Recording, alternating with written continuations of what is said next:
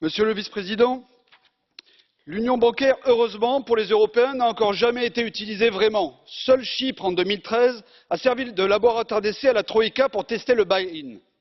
Cette technique inique de renflouement des banques et par ses propres clients, soi-disant pour protéger les contribuables. Depuis, l'Union européenne est passée en force et en urgence pour préempter la souveraineté bancaire des États membres de la zone euro et des citoyens et confier la supervision à la BCE. L'union bancaire est en vigueur depuis le 1er janvier 2016 et autorise légalement les institutions européennes à ponctionner les comptes bancaires des clients en cas de crise bancaire. Ce mur, le mécanisme unique de résolution par l'Union européenne, constitue une répression financière intolérable contre les citoyens. Cette méthode est un scandale démocratique, une remise en cause du droit de propriété, un vol légalisé dénoncé par les patriotes du Front national et qui confirme notre analyse politique sur les conséquences de la crise de 2008 et de la nocivité de l'euro.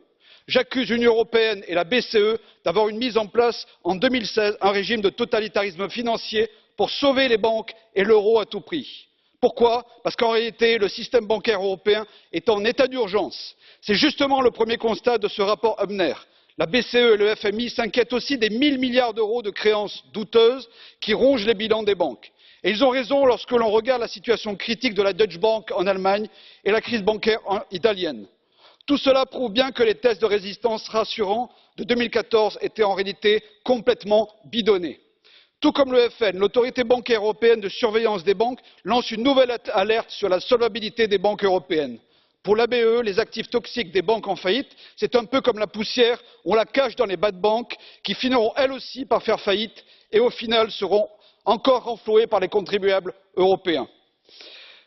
Alors, cette solution que vous refusez, celle de séparation et de scission bancaire, il faudra le courage politique d'être indépendant des banques privées. Or, s'il y a bien une caractéristique propre à l'Union européenne, c'est sa fidélité sans faille aux lobbies privés et au désintérêt pour les peuples.